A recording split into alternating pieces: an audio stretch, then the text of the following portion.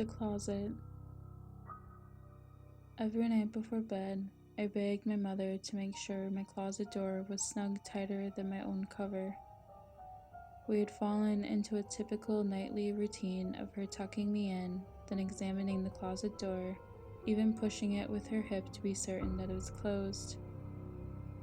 I know she's always thought I was being a silly little girl, but she humors me anyway. She has been a pretty good mother. At least, she's a good mother when she's single. I know she doesn't like it too well, but the men in her life were always needy, always wanting her time, always wanted my time. I wasn't old enough yet to experience the world all on my own, and with my dad dead, I needed my mother. I needed her to watch over me, to feed me, and to take me to the park, to grab me an ice cream when I did something good. I needed her to be my mother, and only my mother. When I was 12, my mother began dating Chase. He was a nice enough guy, always buying mom flowers and candy, and always, without fail, bringing me some smaller version of what he gave her. My mother always thought this was just precious. Her words. I would never say something so stupid.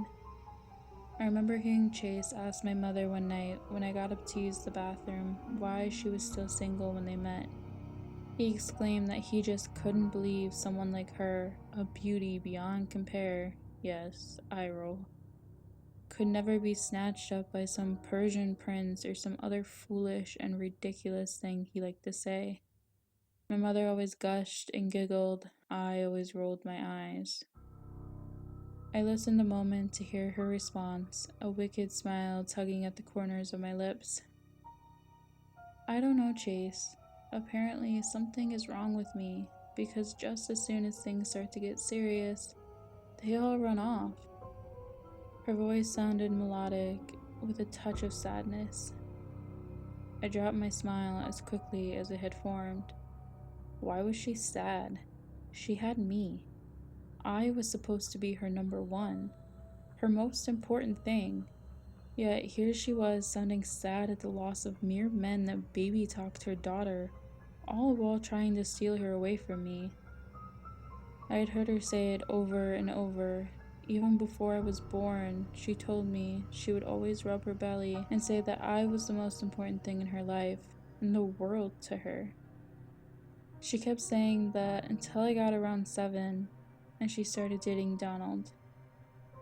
Suddenly, she was missing some of my nightly tuck-ins some nights, and even forgetting to buy me ice cream when I cleaned my room all by myself. It was irritating. When I had asked her about it, she said, "Of course you're still my favorite thing in the whole world, but I like insert name a creep here, too." She then went on to say that she was lonely. Lonely! Of all the things she could have said, even with me, her most important thing, she said she was lonely. When I prodded saying that she had me and didn't need to be lonely, she actually stated, quote, "Ah, my little Mayflower, of course I love having you around. You make everything better. But mommy needs someone just for her too. Someone who loves her and will take care of her like she does you." End quote. I became depressed and stopped eating. I refused to leave my room until my mother came in and told me that it would be alright and that she would get rid of Donald and we could be happy again. But she didn't. She actually got mad at me and told me I was being childish and selfish. She was the one that was being selfish. She was the one that was leaving me alone in my room while she had wine on the couch and watched a movie with Donald. That's when Teddy arrived. I was sitting in my room one night, listening to my mother and Donald laugh and talk while watching some cheesy movies.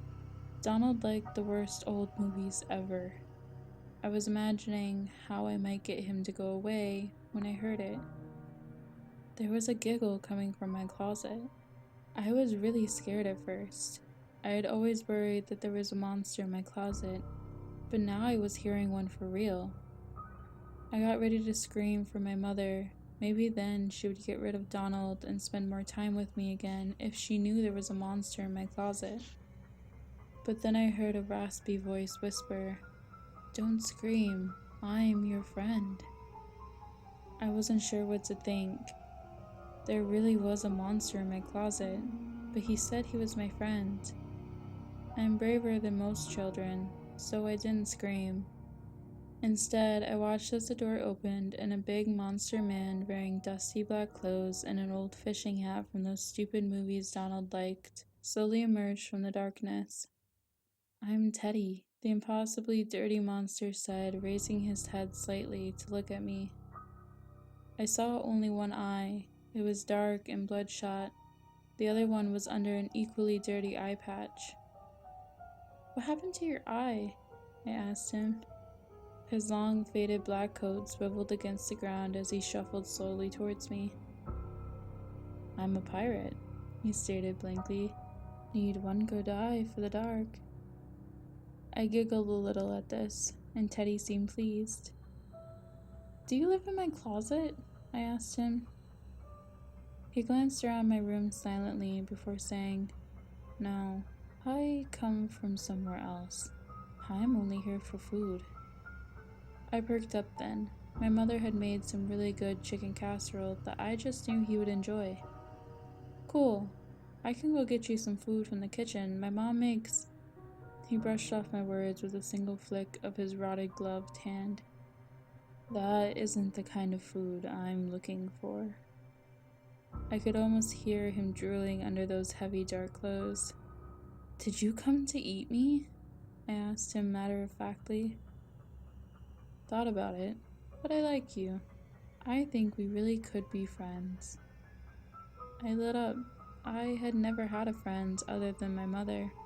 "Okay," I squealed. I was incredibly excited to have a friend, to finally have someone to play with, to talk to tell how mean my mother was when Donald was around. A week passed and Teddy visited me often. I told him everything, and before long, he didn't like Donald either. He told me to get Donald to come over to watch a movie one night and gave me 2 pills. One for my mom's drink and one for Donald's. Teddy said that Donald would go away and my mother and I could be happy again. I did what Teddy told me to do and was excited to see him when he came out of the closet that night. My mother and Donald had fallen asleep early on the couch. I was a little disappointed when Teddy told me to stay in bed and that we wouldn't be talking or playing that night. Teddy told me to roll over, close my eyes, and not to open them until morning. I did until I heard some shuffling and heard heavy footsteps making their way slowly back to my room. Teddy usually walked quietly, so I slowly rolled over a little and peeked one eye open to see what it was. Luckily, it was just Teddy, but he had Donald thrown over his shoulder, carrying him like a fireman did in the movies. Teddy looked my way and smiled a big, yellow-toothed grin in my direction. He put his fingers to his lips to make sure I stayed quiet, and then disappeared into my closet. I only stayed there until I couldn't hear anything anymore. Silently, I tiptoed across my room, my pink pajama bottoms making a small swish as they rubbed against my legs. I slowly, oh so slowly, opened the closet door. Teddy was gone, and so was Donald. I heard my mother shifting around a little bit in the other room, and I darted back to bed. Hours later, my mother came into my room to ask if I had heard Donald leave. I said no. I lied, sort of. I hadn't heard him leave, but I knew he had. Just not in the way that she wanted to know. She seemed a little upset and tried calling him. I wasn't surprised when 2 weeks went by and nobody knew anything about Donald. I was surprised, however, at how sad my mother seemed to be. I asked her if she wanted to watch TV, play a game, or go get ice cream. All the things we used to do that made us happy. But she said no. My mother moped around for months. She called everyone that she knew, everyone that Donald knew, but no one had seen him since the night that he left our house. His cousin said that there were some clothes, a sleeping bag, a tent, and a suitcase missing from Donald's house, but other than that, nothing. Donald's car had disappeared with him, and police officers came to our house to ask us questions. Then everything went back to normal. My mother started spending more time with me, and soon Donald was just a thing of the past. I was almost 10 when Sean came into our lives. My mother had sworn off men after Donald took off and had been the wonderful mother I always had known and loved. Sean, however, just kept asking my mother out until she finally said yes and started dating him. I was furious. Sean always wore really ugly clothes. My least favorite was a green Christmas sweater that he wore all year, apparently, not just at Christmas. It was the ugliest sweater I had ever seen, and I hated it almost as much as I hated Sean. Teddy still came and talked and played with me at least once a week. He was really happy to see that he'd fixed my problem. Then my mother hired Linda to watch me while she went out to have fun with Sean. Once again, I was left behind because of a man in my mother's life.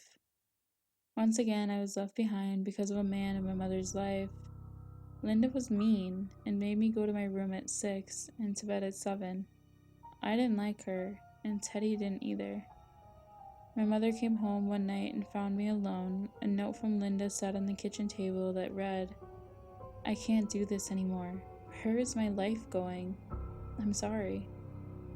I've never seen my mother so angry in my life. She called Linda's parents, but they hadn't seen her.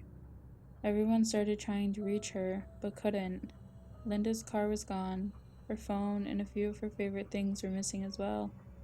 The police said it looked like a typical teenage runaway situation, and that was pretty much it for Linda.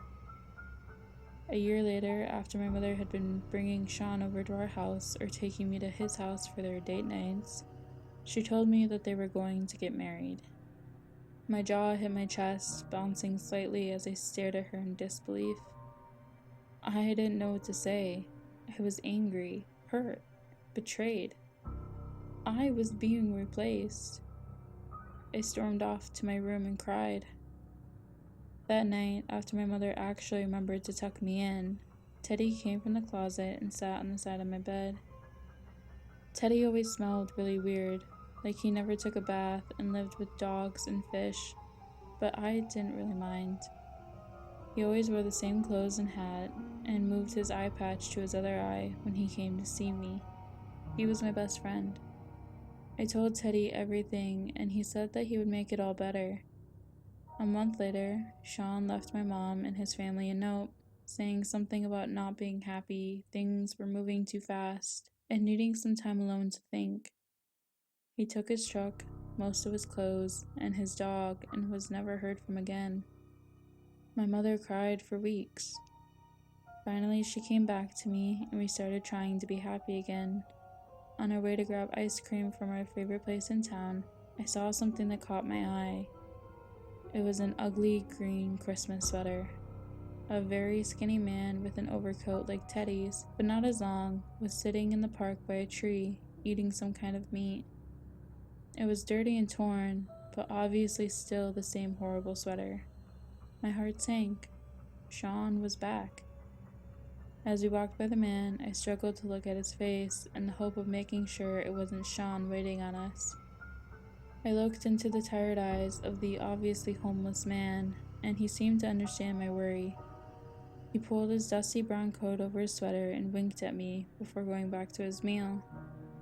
My mother never saw anything, and I felt a massive relief wash over me. Sean was truly gone forever, and Teddy was a good monster man because he helped people in need. He solved my problems, and appeared that he solved the homeless people's problems too. There was no telling how far his goodness went. Certainly he couldn't really be a monster, since he was so good.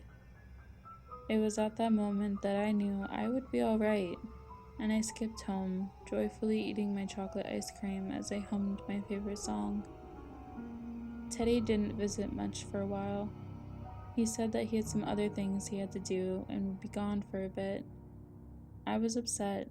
Teddy was my best friend, and I didn't want him to go away. He assured me in that raspy whisper he speaks in that he would be back soon and for me to enjoy some quality time with my mother. I heard my mother giggle again. Chase had said something stupid about no man in their right mind ever leaving her, and my mother had responded about how much it had hurt, how lonely she was until she met him. She still had me, but she wouldn't do all the things we used to do when I was little. Not until after those nasty men are gone for a long time. Even then, she doesn't always want to play a game or go get ice cream like we used to. Teddy came back. He said that he was sorry for going away and that he would never do it again. He said that he had another friend, another little girl like me, but that she was in a lot of trouble, that she was being hurt really bad by her mom and dad. Teddy said that he had to take care of her, so he did, and that was what had taken him so long. I was a little jealous that Teddy had another friend. He was my only friend in the world. The other kids at school were all mean little brats and liked to dress up with makeup and trendy clothes. They would think that Teddy was gross and not real. The other girls think I'm a freak and don't talk to me, and the boys are all interested in the pretty girls. I don't mind being alone though. It gives me time to think.